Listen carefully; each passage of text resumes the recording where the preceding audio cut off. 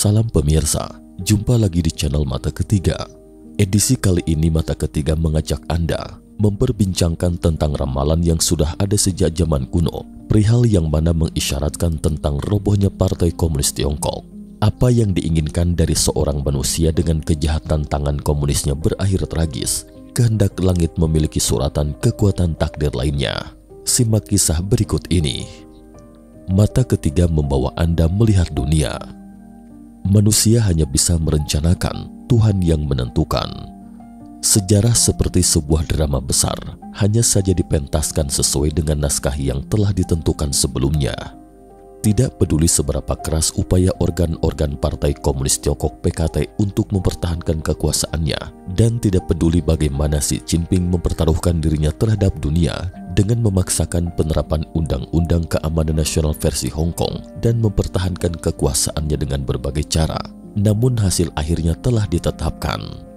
Terminator atau orang yang mengakhiri segala sesuatu, yakni PKT dalam tatanan sejarah adalah Xi Jinping. Banyak prediksi yang secara langsung atau tidak langsung meramalkan kehancuran Partai Komunis Tiongkok.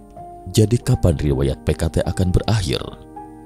Kali ini akan dijabarkan sejenak kepada pemirsa tentang kapan Partai Komunis Tiongkok akan musnah seperti dalam ramalan atau prediksi berikut ini. Pertama, waktu kehancuran PKT.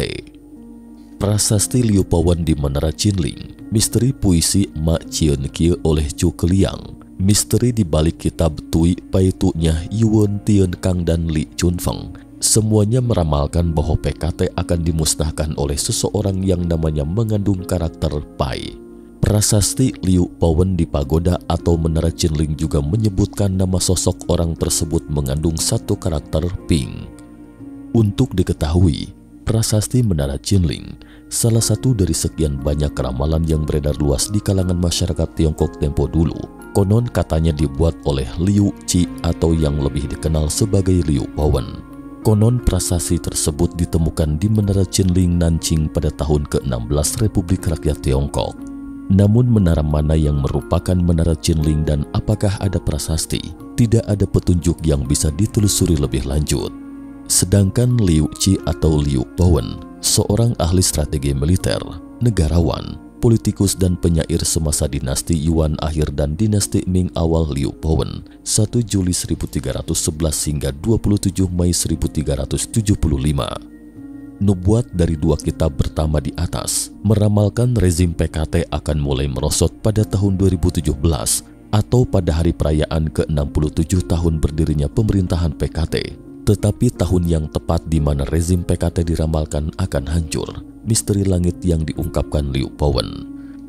Menurut cerita sebelum meniti karirnya, Liu Pawen mempelajari ilmu ramal-meramal atau memprediksi masa depan dengan Taois bernama Tie Kuan Di Huasan.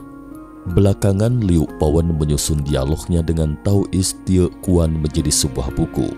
Buku ini berjudul Tao Tian Xuan Qi, membaca misteri langit memprediksi masa depan, atau juga disebut kitab Tie Kuan yang tersebar di kalangan masyarakat ketika itu. Di akhir buku Tao Tian Xuan Qi atau membaca misteri langit, Liu Pawen sempat bertanya tentang juru selamat terakhir, yaitu penyelamat dalam bencana. Sebelum menanyakan pertanyaan ini, Taois Tie Kuan meramalkan nasib rezim komunis Tiongkok saat siklus 60 tahunan tiba. Satu siklus di sini mengacu pada 10 tahun berturut-turut. Jadi siklus 60 tahun mengacu pada satu siklus dari tahun ke-60 hingga ke-69, yaitu akhir tahun ke-69 atau tahun ke-70. Dunia akan menjadi terang benderang saat matahari terbit di penghujung malam. Artinya seseorang yang marganya mengandung karakter Pai putih akan berakhir pada siklus ini. Kejayaan rezim PKT selama siklus 60 tahun akan berakhir, atau dengan kata lain PKT akan runtuh pada tahun ke-69 atau ke-70 sejak berdirinya PKT.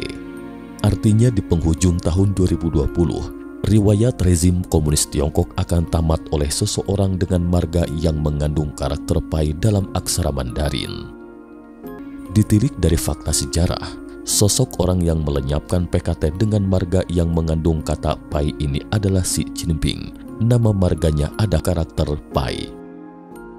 Artinya dalam tatanan sejarah, Tidak peduli bagaimana Xi Jinping memaksakan penerapan Undang-Undang Keamanan Nasional versi Hong Kong, pada akhirnya semua upaya ini akan sia-sia.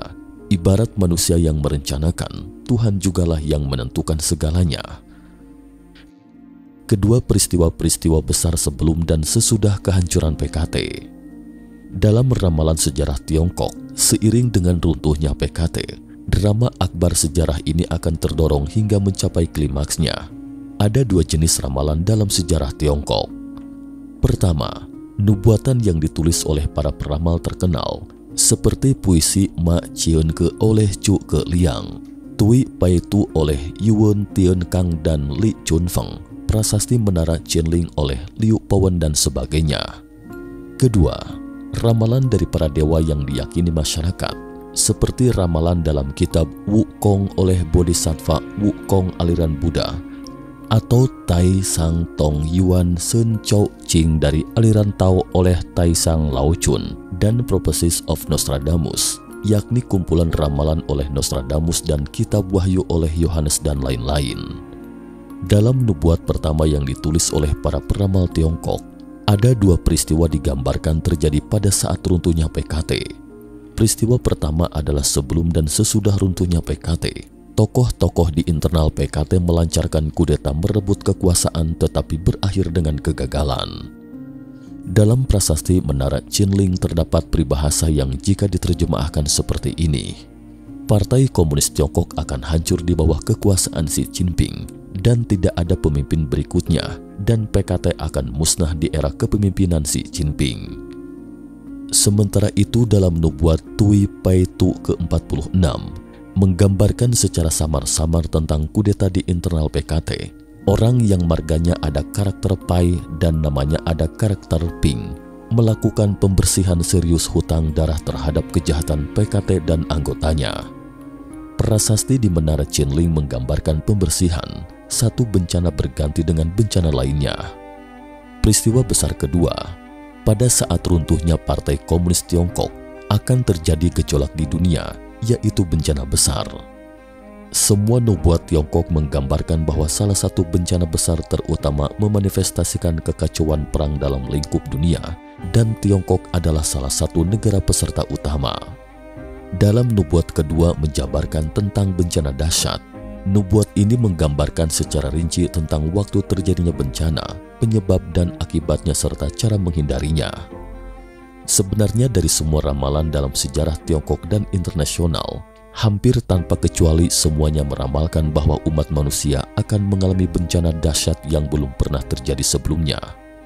Dalam musibah yang berkesinambungan itu, dunia dipenuhi dengan berbagai bencana skala besar. Tingkat kehancurannya terhadap kehidupan manusia sangat mengerikan, dan puncak serta hasil akhir dari drama besar dalam sejarah manusia ini sepenuhnya berada di sekitar bencana ini. Semua nubuat Tiongkok meramalkan malapetaka ini. Dinasti terakhir sebelum itu terjadi adalah rezim PKT, dan dengan berakhirnya rezim PKT, bencana akan menimpa dunia. Tampaknya wabah dan banjir yang terjadi saat ini bukanlah bencana yang sebenarnya. Ketiga, malapetaka dalam nubuatan.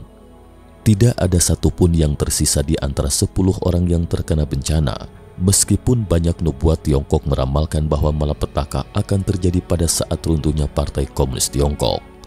Malapetaka dalam ramalan sejarah ini mengacu pada periode khusus di akhir bencana, di mana bencana besar yang terjadi paling tragis, terkonsentrasi dan berkelanjutan.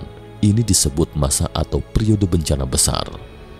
Mengenai malapetaka ini, gambaran dari kitab Wukong dan kitab Tai Sang Tung Yuan Sen Chou maupun kitab Wahyu sangat mirip. Dalam bencana yang berlangsung selama bertahun-tahun, dunia dipenuhi dengan berbagai bencana besar. Tingkat kehancurannya terhadap manusia sangat mengerikan, hingga akhirnya mencapai dari 10 tidak lebih dari 1 orang yang tersisa. Perlu dicatat bahwa meskipun prediksi-prediksi ini menggambarkan fenomena tragis dari malapetaka, tetapi juga meninggalkan informasi penting tentang cara menghindari bencana, atau dengan kata lain dalam bencana mematikan ini, pilihan masyarakat dunia mungkin akan mengubah jalannya sejarah. Keempat, wabah besar dalam ramalan. wabah setan membunuh orang, yang artinya merujuk pada wabah penyakit yang menyebabkan kematian. Manifestasi utama dari malapetaka selain bencana alam yang mengerikan adalah wabah yang paling banyak dijabarkan oleh berbagai nubuatan. Itu juga yang paling tragis bagi umat manusia. Prasasti Liu Pawen di Gunung Taipai Shanxi juga menggambarkan konsekuensi dari pandemi. Dari 10.000 kaum miskin tersisa 1.000 orang, dan dari 10.000 orang berada dan kaya tersisa 2 atau 3 orang. Mengenai waktu terjadinya wabah besar, dalam kitab Wukong disebutkan bahwa puncak wabah besar akan terjadi tahun antara 2022 sampai 2025 atau tahun antara 2034 sampai 2037. Sementara dalam kitab Tai Sang Tung Yuan Sen Chao mengatakan ada 360.000 momok atau setan wabah untuk membunuh orang jahat. Banyak orang jahat yang tewas di tangan setan wabah ini. Akhir dari nubuatan ini adalah penyesalan yang memilukan dan terukir dalam hati. Manusia di dunia melakukan kejahatan karena disesatkan setan dan tidak percaya pada kitab wahyu atau nubuatan dari prasasti menara Qinling Liu Pawen. Akibatnya mereka dilenyapkan dalam bencana tersebut dan tingkat kehancurannya tidak menyisakan satupun dari 10 orang yang terkena tulah. Tetapi semua kehidupan diberi kesempatan secara adil untuk memilih dan menentukan nasib masa depan mereka sendiri. Jika sebuah kehidupan ingin mengubah akhir tragis dari tatanan sejarah alam semesta lama, satu-satunya cara untuk mewujudkan aspirasi masa depan kehidupan adalah dengan memilih keyakinan dan kebaikan. Keyakinan di sini adalah percaya pada orang bajik atau orang kudus. Sementara yang dimaksud dengan kebaikan di sini adalah tidak berkolusi dengan orang jahat melakukan kejahatan dan jauhi kejahatan. Semua nubuatan juga mengatakan bahwa jika Anda memilih keyakinan dan kebaikan, Anda akan memasuki dunia baru yang indah menakjubkan, yaitu era baru setelah bencana.